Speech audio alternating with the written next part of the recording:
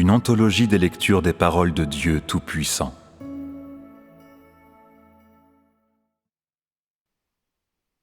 Interprétation des mystères des paroles de Dieu à l'univers entier, chapitre 5.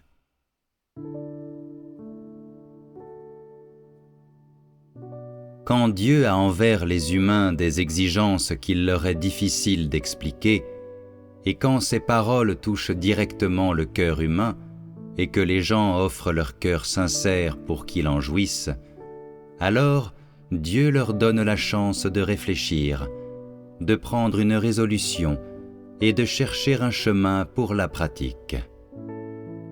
De cette façon, tous ceux qui font partie de son peuple, une fois de plus, les poings serrés de détermination, offrent tout leur être à Dieu.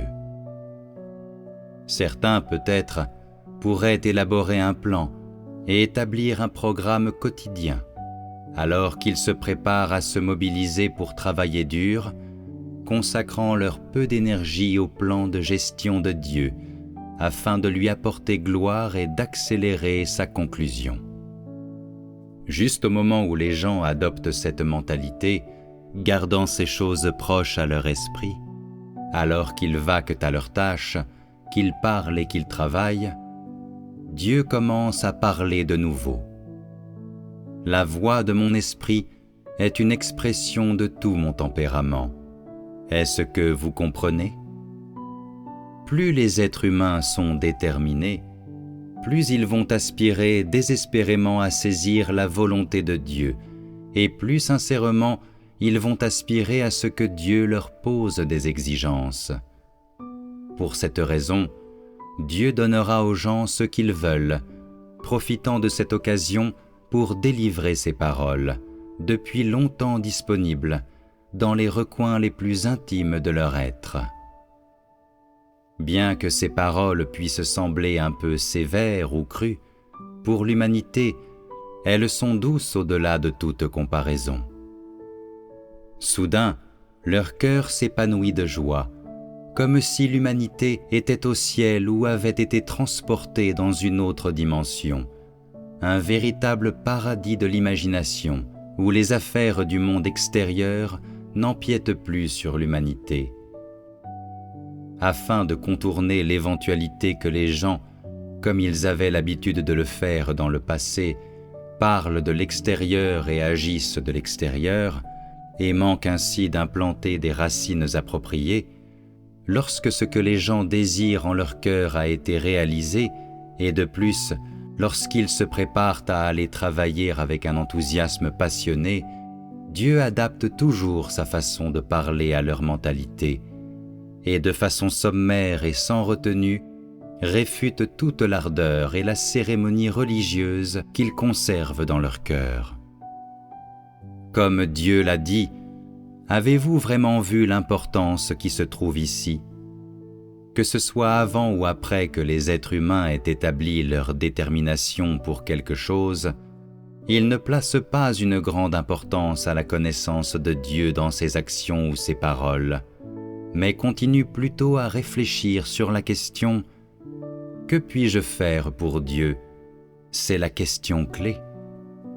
Voilà pourquoi Dieu dit « Et vous avez le culot de vous appeler mon peuple devant ma face. » Vous n'avez aucun sentiment de honte, encore moins de raison.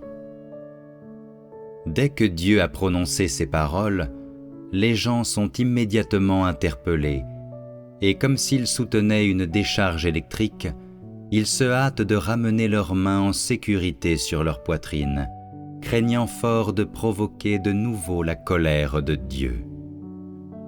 En plus de cela, Dieu a dit « Tôt ou tard, des gens comme vous seront expulsés de ma maison.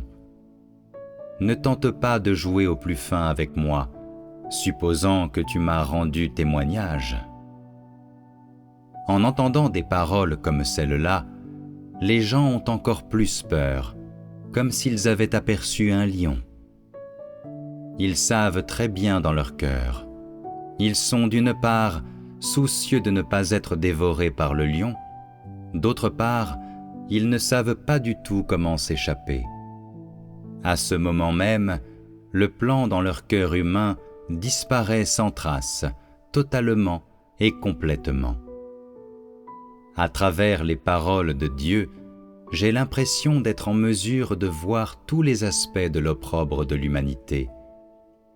La tête penchée et l'air embarrassé, comme un candidat qui a échoué à l'examen d'entrée au collège avec des idéaux si nobles, une famille heureuse, un avenir brillant, et ainsi de suite, en même temps que les 4 modernisations d'ici l'an 2000, tout cela a changé en vains discours, créant un scénario imaginaire dans un film de science-fiction. C'est en vue d'échanger les éléments passifs vers les actifs, faisant que les gens, au milieu de leur passivité, se tiennent à la place que Dieu leur a assignée.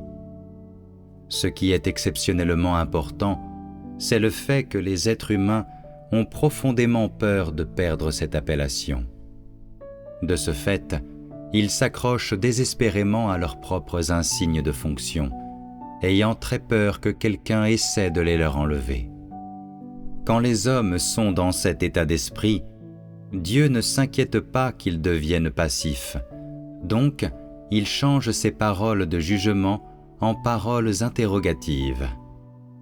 Non seulement il donne aux gens une chance de reprendre leur souffle, mais il leur donne aussi une chance de considérer les aspirations qu'ils avaient précédemment eues et de les trier pour une référence future. Tout ce qui est inconvenant peut être modifié. C'est parce que Dieu n'a pas encore commencé son œuvre. C'est un coup de chance au cœur d'une grande malchance, et d'ailleurs ne les condamne pas. Qu'il me soit donc permis de lui donner toute ma dévotion. Ensuite, tu ne dois pas, à cause de ta peur, mettre les paroles de Dieu de côté. Observe pour voir si Dieu a de nouvelles exigences ou pas. Bien sûr, tu en découvriras une comme celle-ci. Dès lors, en toute chose, tu dois entrer dans la réalité de la pratique. Simplement babiller comme un perroquet, comme tu l'as fait dans le passé, ne sera plus assez pour t'en sortir. La sagesse de Dieu est aussi manifeste en ces mots. Dieu a toujours protégé ses propres témoins, et quand la réalité des paroles du passé est parvenue à sa conclusion, aucune personne, qui soit-elle, n'est capable de comprendre la connaissance de la réalité de la pratique. Cela est suffisant pour prouver la vérité de ce que Dieu a dit. J'entreprends de faire l'œuvre moi-même. Cela concerne le vrai sens de l'œuvre dans la divinité et concerne aussi la raison pour laquelle l'humanité, après avoir atteint un nouveau point de départ, est néanmoins encore incapable de sonder le vrai sens des paroles de Dieu. C'est pour cette raison que, dans le passé, la grande majorité des gens s'en tenaient à la réalité dans les paroles de Dieu, alors qu'aujourd'hui, ils n'ont pas la moindre idée sur la réalité de la pratique, ne comprenant que les aspects superficiels de ces paroles, non leur essence. Plus important encore, c'est parce qu'aujourd'hui, en établissant le règne, personne n'est autorisé à interférer, mais seulement à obéir aux ordres de Dieu comme des automates. Souviens-toi de cela. Chaque fois que Dieu ramène le passé, il commence à parler de la situation réelle d'aujourd'hui. C'est une manière de parler qui crée un contraste frappant entre ce qui vient avant et ce qui vient après, et pour cette raison, elle est en mesure de réaliser de meilleurs résultats, permettant aux gens de juxtaposer le présent et le passé, et de cette façon d'éviter de confondre les deux. C'est une facette de la sagesse de Dieu, et son but est d'atteindre les fruits de l'œuvre. Après cela, Dieu révèle une fois encore la laideur des hommes, afin que les hommes n'oublient jamais de manger et de boire ces paroles chaque jour. Et plus important encore, afin qu'ils se connaissent eux-mêmes et considèrent cela comme la leçon qu'ils doivent apprendre chaque jour. Après avoir prononcé ces paroles, Dieu a réalisé les effets qu'il visait à l'origine. Et donc, sans prêter davantage attention au fait que l'humanité l'ait compris ou non, il exprime simplement cela en quelques phrases, parce que le travail de Satan n'a rien à voir avec l'humanité. L'humanité n'en a pas la moindre idée. Maintenant, laissant derrière le monde de l'esprit, examine comment Dieu présente ses exigences à l'humanité. Me reposant dans ma demeure, je regarde attentivement.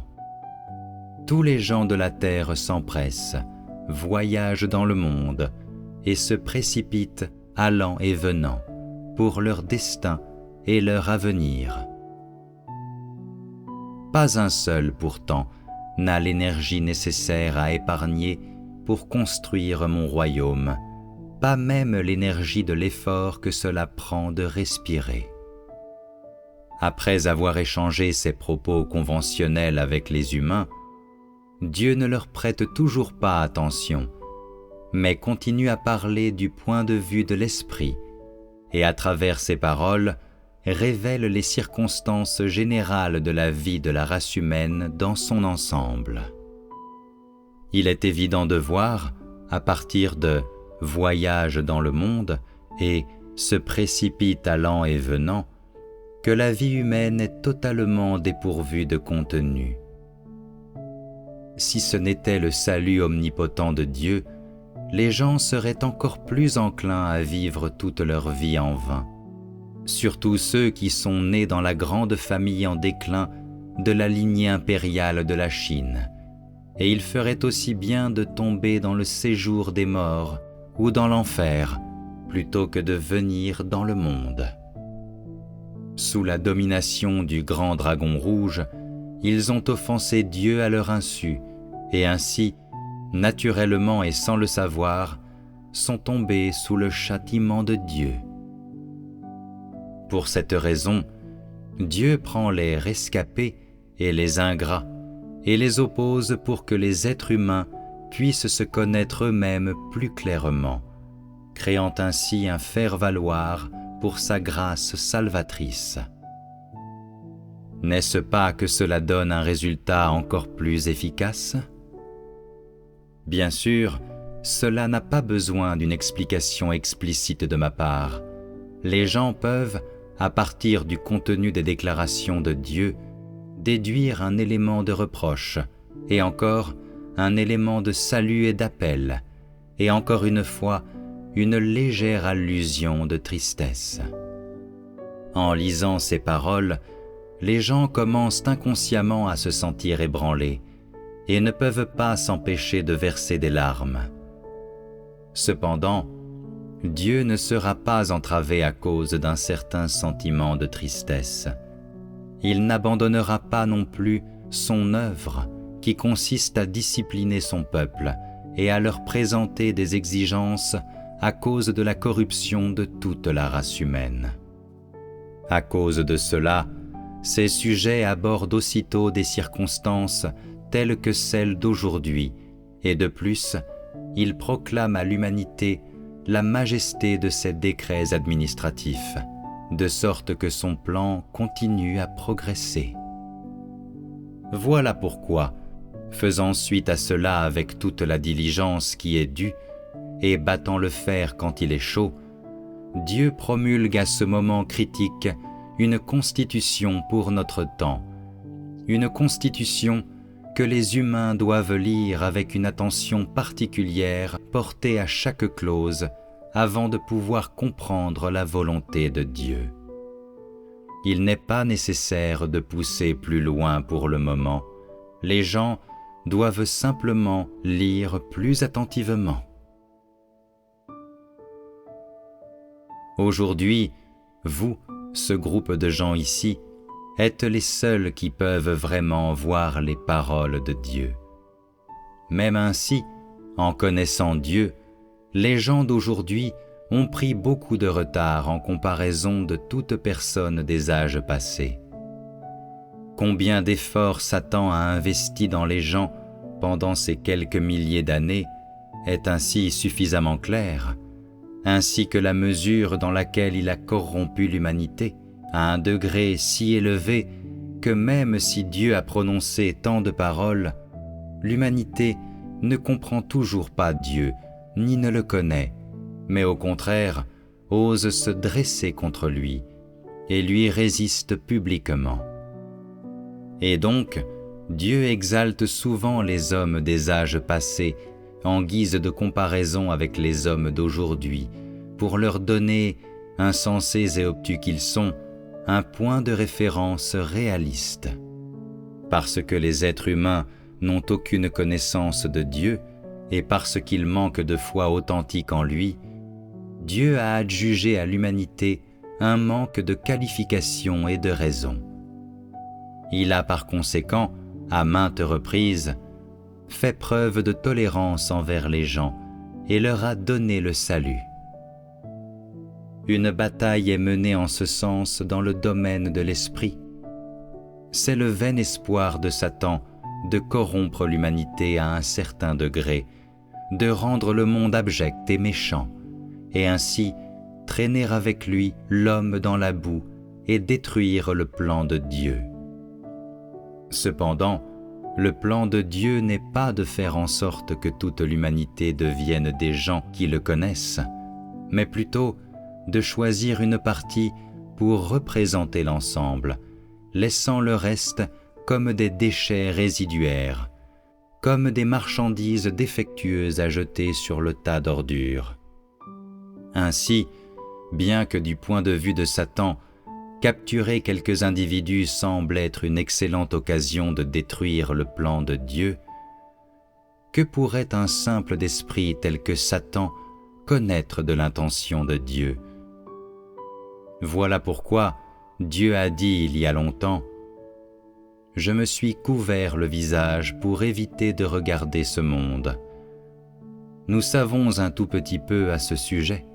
Et Dieu ne demande pas que les êtres humains soient capables de faire n'importe quoi. Plutôt, il veut qu'ils reconnaissent que ce qu'il fait est miraculeux et insondable, et le révèrent dans leur cœur. Si, comme les humains l'imaginent, Dieu devait les châtier sans tenir compte des circonstances, alors le monde entier aurait péri depuis longtemps. Cela n'aurait-il pas été l'équivalent de tomber droit dans le piège de Satan? Et donc, Dieu utilise simplement ces paroles pour atteindre les fruits qu'il a à l'esprit. Mais il est rare que des faits adviennent. Cela n'est-il pas un exemple de ces paroles? Si je n'avais pas eu pitié de votre manque de qualification, de raison et d'idées, alors vous péririez tous au milieu de mon châtiment, effacés de l'existence. Néanmoins, jusqu'à ce que mon œuvre sur la terre soit terminée, je resterai indulgent envers l'humanité.